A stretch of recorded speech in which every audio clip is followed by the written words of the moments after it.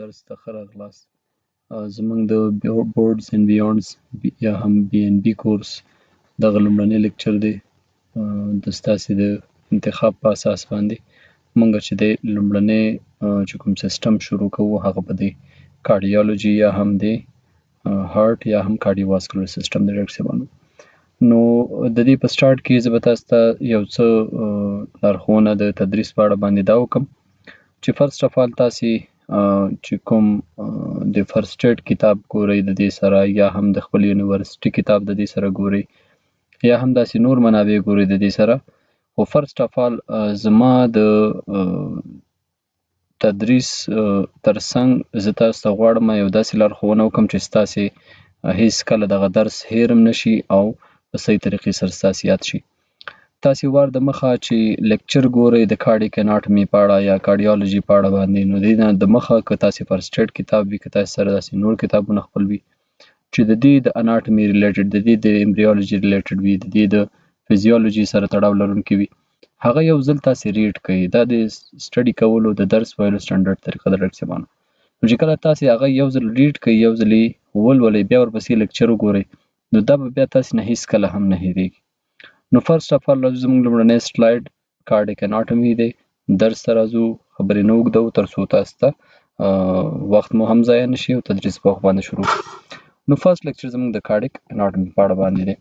را به شو ډاکټر صاحبانو، دا سلایډ ټو سلایډ دی، نو په دې کې به ایچ اینډ ایوری سلایډ سیپریټلی تشریح کیږي.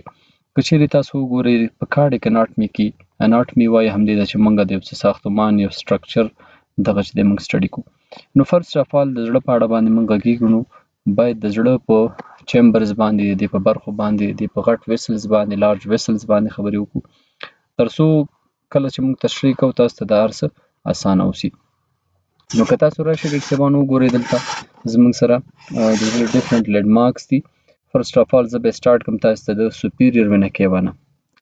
سوپیریور وینا کیوا زموږ سره هغه برخه د زړه ده چې کوم یا هغه لارج وین د زړه دی کوم چې موږ سره رایټ اټریم یا ښي دهلیز ته چې دی د پورتني نهایاتو څخه او د سر او د غاړې د برخې څخه وریدي وینه راوړي او تخلیه کوي رایټ اټریم کې ډاکټر صاحبانو. دغه ټول تاسې ویلي، تاسو ته دغه ټول ریپیټ کوم جسټ. را به شو خبرې به وکړو د انفیریور وینا کیوا په اړه باندې. نو زموږ سره د ښکتني نهایاتونه همداسې د ابډامن څخه، د لیور څخه، همداسې د نور ویسرا څخه څومره هم چې وریدي تخلیه ده، دا د انفیریور وینا کیوا د لارې د رایټ اټریم په کیویټي کې ترسره کیږي او دغه ټول بلډ دلته راځي. نو زه به داسې یو جوړ کړم چې تاسو ته دغه بلډ زه داسې وښیم چې دا زموږ سره رایټ هارت ته راغلی دی. نو دا زموږ سره تاسې لیدلی شئ د سوپیریور وینا کیوا د لارې رایټ هارت ته بلډ راځي د لارې، او دلته چې دی د انفیریور وینا کیوا د لارې رایټ هارت ته بلډ راځي.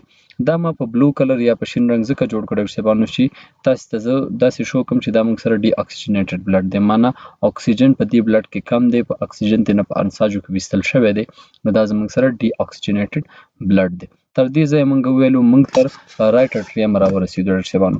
همدغه وینه د رایټ اټریم څخه دا بیا تیریږي د ټرایکاسپیډ والو د لارې رایټ وینټریکل یا خیبوتین ته ډاکټر صاحبانو.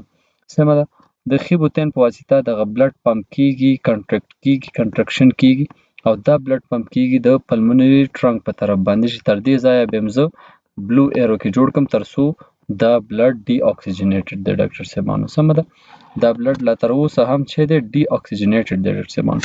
زه به دغه تکنس لږ کم کم د دې چې تاسو ته لږ واضح ښکاري. ښه، ډي اکسیجنیټډ بلډ زموږ سره پلمونري ټرنک ته د پلمونریک والو د لارې د رایټ وینټریکل څخه داخل شو، د خیبوتین څخه ور داخل شو. اوس به زموږ سره د رایټ اینډ لیفټ پلمونري آرټري په واسطه باندې دغه بلډ چې دی رایټ او لیفټ سږو ته به ځي ډاکټر صاحبان، رایټ اینډ لیفټ سږو ته به دا بلډ زموږ سره تیریږي. سو دا د رایټ دا د لیفټ په طرف شو او دلته چې دی زموږ سره د رایټ په طرف باندې ډاکټر صاحبانو دا بلډ داسې تیریږي. ښه، اوس د سږو نه چې کله بلډ راځي نو که تاسې دلته وګورئ زه به دې ته دا کلر بدل کړم، دا به زه ریډ کړم ډاکټر صاحبانو، سور به یې کړم تر څو تاسو په دې پوهه شئ چې زموږ سره د سږو څخه چې کوم راتلونکی بلډ دی دا زموږ سره کوم کلر دا زموږ سره کوم بلډ دی، دا اکسیجن لرونکی بلډ دی. زه په ریډ کلر باندې جوړ کړم ځکه د وینې رنګ خو دومره فرق نه کوي، البته ډیر ان نوټیسیبل وي کنه، مطلب وینه خو ټوله سره ده، د وریدم ده او د دغم ده، خو دا دلته جست ډیفرنشیشن دپاره تاسو ته ما داسې کړه.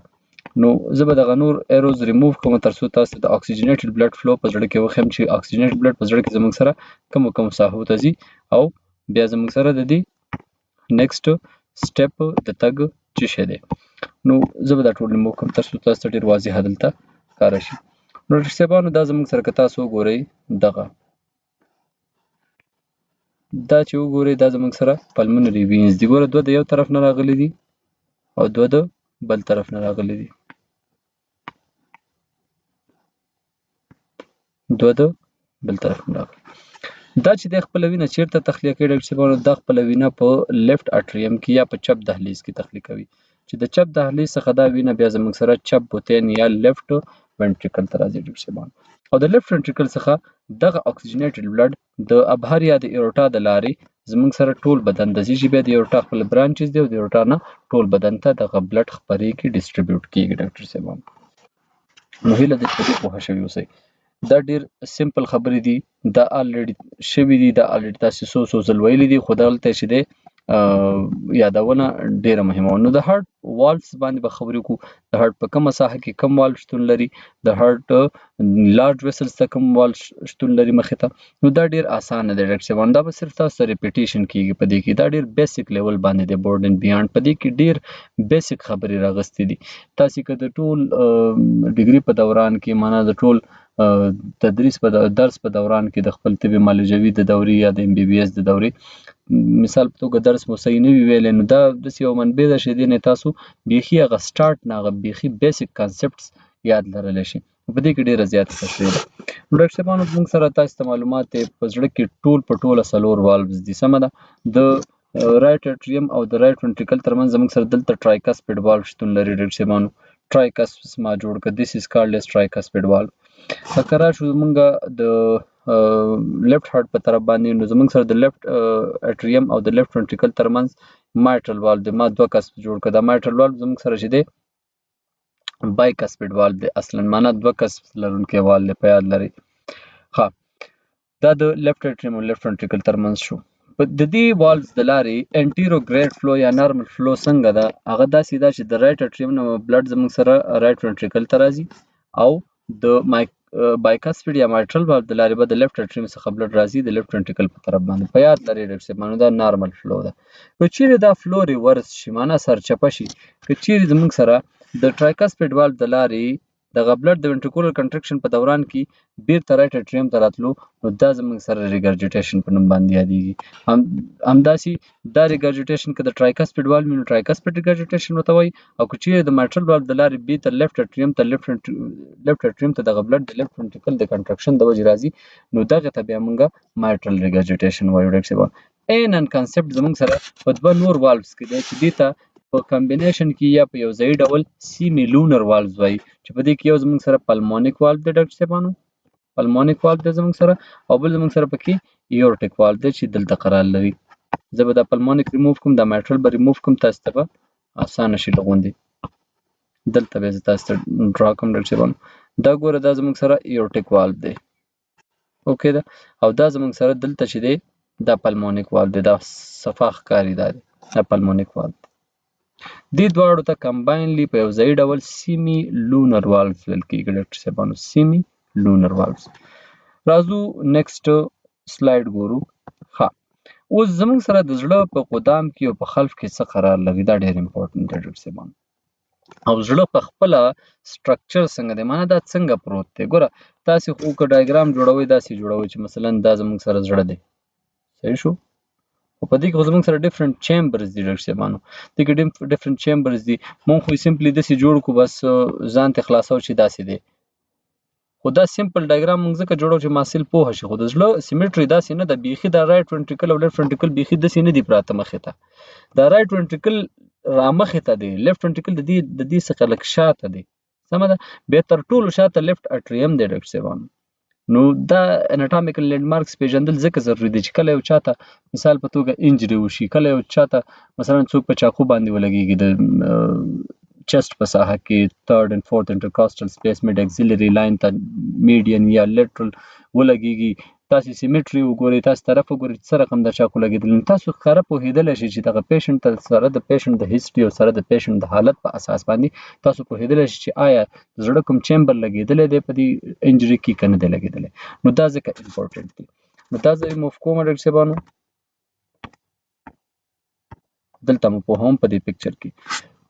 که تاسو راشئ ډاکټر صاحبانو، که دلته وګورئ زموږ سره هارټ داسې پروت دی، دا سی ټي سکین پکچر دی. سمه ده، د سی ټي سکین پکچر اکثره د لاندې څخه د دې سیکشنز اخیستل کېږي، نو دا سی ټي سکین پکچر دی زموږ، دا زموږ سره هارټ دی. که دا شاته تاسو وګورئ ډاکټر صاحبانو، دا ډیسنډینګ ایورټا ده. که دا شاته تاسو ته ښکاري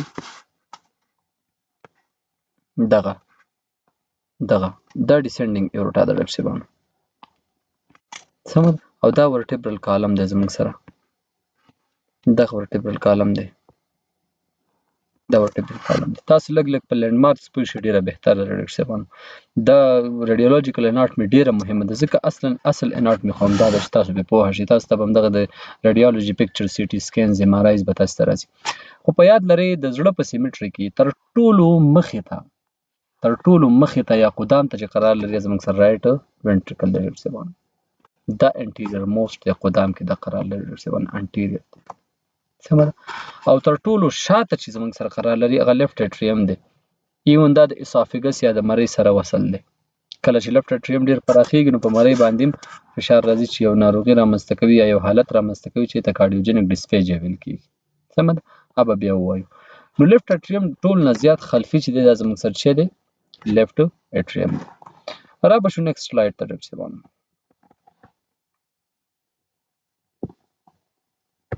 اوس د زړه په اناټومي کې چې د کورونري آرټریز خبره ونشي نو هغه اناټومي بیخي نیمګړې ده ډاکټر صاحبانو. په یاد لرئ کورونري آرټریز موږ سره ډېر امپورټنت دي. زړه چې کوم موږ سره اکیوټ ایمرجنسیز دي، مایکارډل انفارکشن، انسټیبل انجینا، ویزوسپاسټیک انجینا،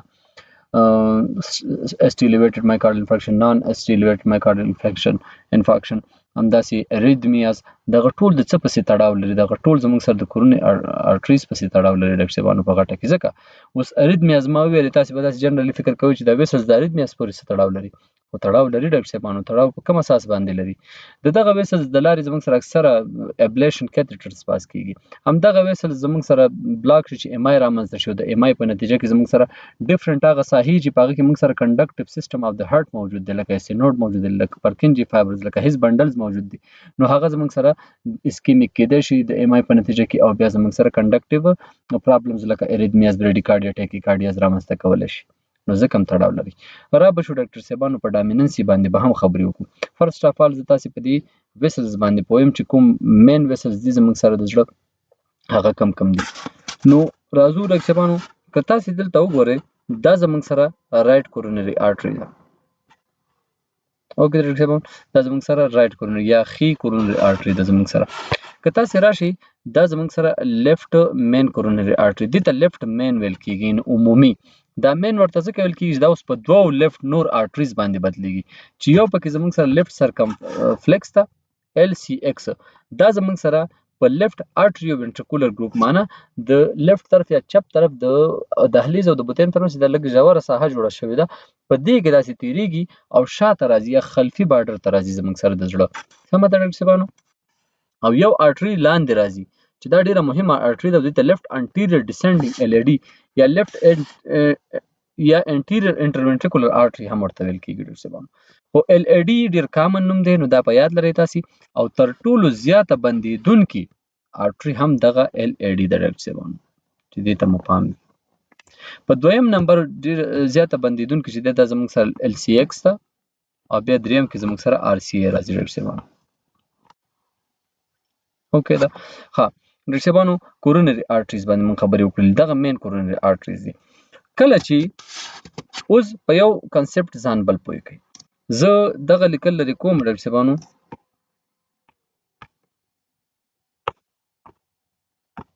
چې تاسو ته زه ډامیننسي وښیم چې ډامیننسي څه شته وایي. ګوره، یو لیفټ ډامیننټ هارټ وي، یو رایټ ډامیننټ هارټ وي.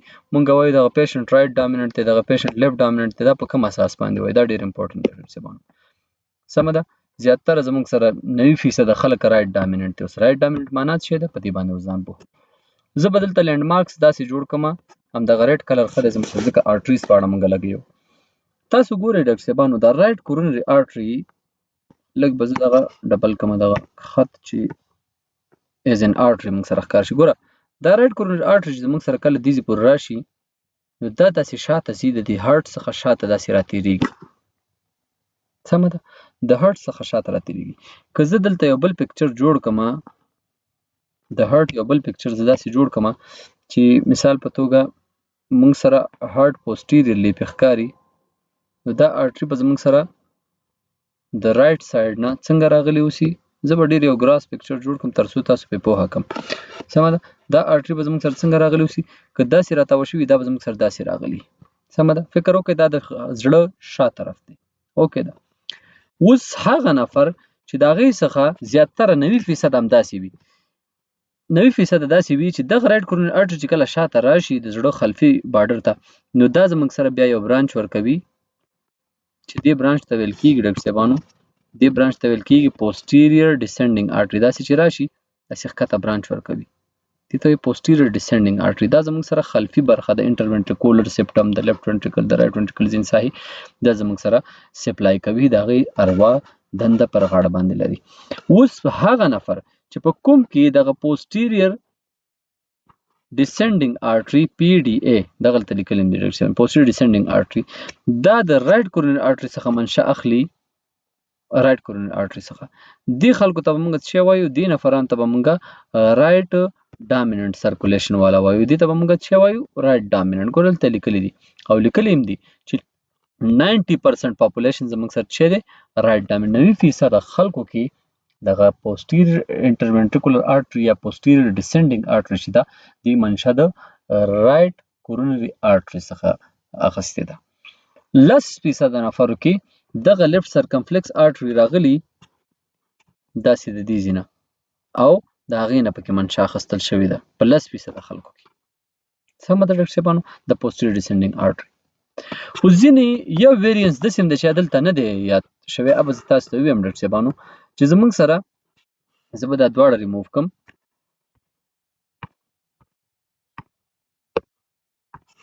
چې په هغې کې زموږ سره داسې یو حالت وي چې هم د رایټ کورونري آرټري څخه یو ورکوټی برانچ راغلی او هم موږ سره د لیفټ سرکمفلکس آرټري څخه یو ورکوټی برانچ راغلی او دوی دواړو په یو ځایي ډول باندې یو آرټري ته منشأ ورکړې وي یو آرټري ته رامنځته شوي وي چې دغې ته موږ څه وایو دغې ته موږ پوسټیریر ډیسنډینګ آرټري ورته وایو ډاکټر صاحبانو posterior descending artery. نو چې کله د دواړو څخه منشأ اخلي دواړو نه یو برانچ راځي او posterior descending artery ته جوړیږي دې ته موږ کوډامیننټ وایو ډاکټر صاحبانو. دا 1 یا 2% یا تاسو ویلی شي 15% خلک داسې هم شتون لرلی شي. دغه د ویسلز اناټمي ځکه مهمه ده ډاکټر صاحبانو چې د دې ویسلز د بندښت په اساس تاسو په ECG کې بیا فایندینګ ګورئ چې آیا زموږ سره کم یو لیډز پکې کې الیویشن دی کم کې ډپریشن دی کم کې چینجز دي په دې اساس باندې تاسو به ډیفرنشیشن کوئ. نیکسټ سلاید ته به راشو ډاکټر صاحبانو. اوس کورونري آرټریز خو موږ ویل چې مین کورونري آرټري زموږ سره کم دي. ګوره یو موږ سره لیفټ مین ده لیفټ مین په لیفټ سرکمفلکس کورونري آرټري باندې او لیفټ انټیریور ډیسنډینګ کورونري آرټري باندې بدلیږي. بل موږ سره رایټ کورونري آرټري ده رایټ کورونري آرټري چې موږ سره خلفي طرف ته راتاوه شي نو دلته ترنه چې دی پوسټیریور ډیسنډینګ آرټري منشأ واخلي. اوس به ځان پوهه کوو چې موږ سره کم آرټري کمې ساحې کنټرولوي ډاکټر صاحبانو. ها نو که راشو ډاکټر صاحبانو زموږ سره فرسټ اف آل لیفټ انټیریور ډیسنډینګ آرټري ده کنه لیفټ انټیریور ډیسنډینګ آرټري زموږ سره کمې ساحې سپلای کوي ډاکټر صاحبانو دا ډېر امپورټنټ دی. انټیریور وال قدامي چې کوم وال دی د زړه یو انټیریور سپټم قدامي چې کوم سپټم دی یا پرده ده د وینټریکلو ترمنځ قدامي 2/3 برخه ډاکټر صاحبانو په یاد لرئ. که زه دا سپټم تاسو ته جوړ کړم داسې دا ګوره داسې فکر وکړئ چې دا زموږ سره د زړه سپټم ما د یو طرفه جوړ کړو داسې فکر وکړئ سمه ده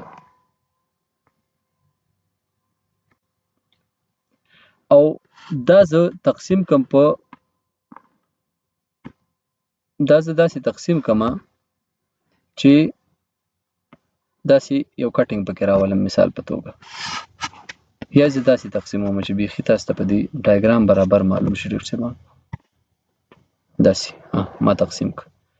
ګوره یو دا قدامي 2/3 برخه راغله دغه برخه ډاکټر صاحبانو، او یو که تاسو شاته وګورئ د خلفي 1/3 برخه راغله. سمه ده؟ نو دا موږ سره انټیریور سپټم دی د دواړو وینټریکلو ترمنځ. که زه تاسو ته وینټریکل جوړ کړم نو بیا به ډېر اسانه شي. نو که دا وینټریکلز شي، سمه ده ډاکټر صاحبانو، دا د دوی ترمنځ هغه سپټم دی یا پرده ده. که دا وینټریکلز شي، دا د دوی ترمنځ هغه سپټم یا پرده ده. د دې سپټم دا قدامي 2/3 برخه ده، دا مخې ته دغه دا د لیفټ انټیریور ډیسنډینګ آرټري په واسطه باندې زموږ سره اروا کیږي. سمه ده؟ او چې کومه د خلفي دغه سپینه برخه پاتې شوه ډاکټر صاحبانو، دا کومه چې سپینه برخه پاتې شوله زموږ سره، سپینه برخه دغه دا کلر بدل کړو، دا برخه چې کومه پاتې شوه دا د پوسټیریور ډیسنډینګ آرټري په واسطه باندې د دې اروا صورت نیسي. دا ډېر امپورټنت دی ډاکټر صاحبانو. سمه ده؟ ښه، په دې باندې پوه شوئ. او بل د زړه چې کوم اپیکس دی، ګوره دا د اپیکس ساحه ده ډاکټر صاحبانو. ښه، دا ګورئ دا زموږ سره د اپیکس ساحه ده، دا اپیکس دی. دا ایریا چې دی هم د لیفټ انټیریور ډیسنډینګ آرټري په واسطه باندې زموږ سره څه کیږي، د دې شریاني اروا صورت نیسي. شریاني بلډ د دې په واسطه دې ته راوړل کیږي د کوم آرټري په واسطه باندې، د لیفټ انټیریور ډیسنډینګ آرټري په واسطه باندې چې کوم برانچ دی د لیفټ مین کورونري آرټري ډاکټر صاحبانو. زه تاسو ته بیا دلته هغه ډایګرام داسې ډرا کوم، په ګرین دی وي، خیر دی. دا ګوره لیفټ مین وه، لیفټ مین نه لیفټ سرکمفلیکس او لیفټ انټیریور ډیسنډینګ راغله. او دې ځای کې زموږ سره چې دی رایټ مین هم وه، دې ځای کې زموږ سره رایټ مین آرټري وه چې داسې راغلی وه، بیا داسې د هډ څخه شاته راځي او پوسټیریور ډیسنډینګ آرټري ورکوي. سمه ده ډاکټر صاحبانو؟ داسې چې ستاسو په ذهن کې اوورویو پاتې شي. ها، بله برخه زموږ سره اپیکس خو مونږ ویلې آلریډي چې اپیکس هم دا چې کوي سپلای کوي ډاکټر صاحبانو، اپیکس ته هم شریاني اروا اپلای کوي. ها، را به شو لیفټ سرکمفلیکس آرټري ته ډاکټر صاحبانو. لیفټ سرکمفلیکس د لیفټ مین کورونري آرټري برانچ چې کوم شاته راتلله، مثلا لیفټ انټیریور ډیسنډینګ هم برانچ ورکول لیفټ مین آرټري او لیفټ سرکمفلیکس هم ورکول. لیفټ سرکمفلیکس داسې شاته راځي لیفټ اټریو ventricular ګروپ کې. دا زموږ سره وحشي یا لیټرل والف چې دی زموږ سره چپ طرف ته دا سپلای کوي. په یاد لرئ ډاکټر صاحبانو، د دې شریاني اروا باعث ګرځي. ها، په دې کې بیا موږ سره سپیسیفیک په دې هر یو کې د لیفټ انټیریور ډیسنډینګ آرټري کې خپل ای سی جی فایندینګز دي، په لیفټ سرکمفلیکس آرټري کې خپل ای سی جی فایندینګز دي، په پوسټیریور ډیسنډینګ آرټري کې خپل ای سی جی فایندینګز دي، په رایټ کورونري آرټري بلاکیج کې خپل ای سی جی فایندینګز دي. تاسې بیا هغې نه ډایګنوز کولی شئ، خو دلته ځان پوهه کوئ. تاسې چې هلته په ای سی جي ډایګنوز هم کوئ، سمه ده ډایګنوز مه کړه، خو تاسو ته باید دومره پته وي چې دا اوس کومه ایریا سپلای کوي. د هغې په اساس باندې تاسو ته چې دی بیا معلومیږي چې زموږ سره د زړه کومه برخه پکې افیکټ شوې ده، یا د پیشنټ چې کوم هیموډاینامیک سټیټس دی دا ولې داسې دی. هلته د زړه هغه چیمبر ته تاسو ګورئ. ها، زموږ سره د پوسټیریور ډیسنډینګ آرټري په واسطه باندې انفیریور وال کوم چې موږ سره سفلي وال دی، د زړه خپله د ډایفرام د پاسه یو څه اندازه پروت دی، سفلي وال لري ډاکټر صاحبانو. دا او انفیریور سپټم معنا ښکته برخه چې کوم د سپټم د پوسټیریور 1/3 چې تاسو ته ما ویلې خلفي 1/3 برخه ډاکټر صاحبانو، دا د پوسټیریور ډیسنډینګ آرټري یا پی ډي ای په واسطه باندې د دې څه کیږي، د دې بلډ سپلای صورت نیسي. ها، پوسټیریور ډیسنډینګ آرټري 90% د ټایم چې دی دا د آر سی ای څخه منشا اخیستې وي، رایټ کورونري آرټري څخه، او 10% پیپل آر لیفټ ډامیننٹ اینڈ لیفټ سرکمفلیکس سپلایز دی پی ډي ای. خو په یاد لرئ ډاکټر صاحبانو، زموږ سره 10% خلک چې دی دا مخکې ما ایکسپلین کړ دا لیفټ ډامیننٹ دي، د لیفټ سرکمفلیکس آرټري څخه پی ډي ای منشا اخیستې وي. اکلوژن اکرز. ها، اوس په یاد لرئ ډاکټر صاحبانو دا ډېر امپورټنت. تاسو ته مخکې ما دا خبره وکړه چې فرض زموږ سره ال ای ډي ده، دین آر سی ای ده، دین ال سی ایکس ده. مخکې ما آی تھنک سو ویل چې ال سی ایکس په دویم نمبر ده، خو نه، آر سی ای زموږ سره په دویم نمبر باندې دي، کې لږ کنفیوژن جوړیږي، دواړه پوسټیریورلی ته دي. نو ډاکټر صاحبانو لیفټ انټیریور ډیسنډینګ آرټري چې ده دا زموږ سره تر ټولو زیات کامنلی، تر ټولو زیات بندښت لیدل کیږي موږ سره په لیفټ انټیریور ډیسنډینګ کې. په دویم نمبر موږ سره رایټ کورونري آرټري ده، او په دریم نمبر زموږ سره لیفټ سرکمفلیکس آرټري ده ډاکټر صاحبانو. نو دا ډېر امپورټنت. تاسو ته پیشنټ راغی د ایم آی ساینس ورسره، اول به په ذهن کې ال ای ډي لرئ، دویم به په ذهن کې آر سی ای لرئ، دریم په ذهن کې ال سی ایکس لرئ ډاکټر صاحبانو. بیا پی ډي ای د دې نه پس راځي. ها، اوس به راشو ډاکټر صاحبانو نیکسټ سلایډ ته به راشو.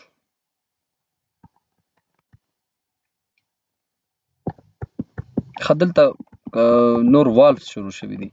والفز به نیکسټ لیکچر کې وایو ډاکټر صاحبانو. اولني لیکچر کې موږ سره همدغومره بس دی، ځکه والفز بیخي دغه بدلیږي، مثلا اناټومي پارټ دی خو لکه هغه ټاپک یې بدلیږي، کورونري آرټري پورې دې کې بس دی، ځکه لیکچر هم بیا ډېر اوږدیږي.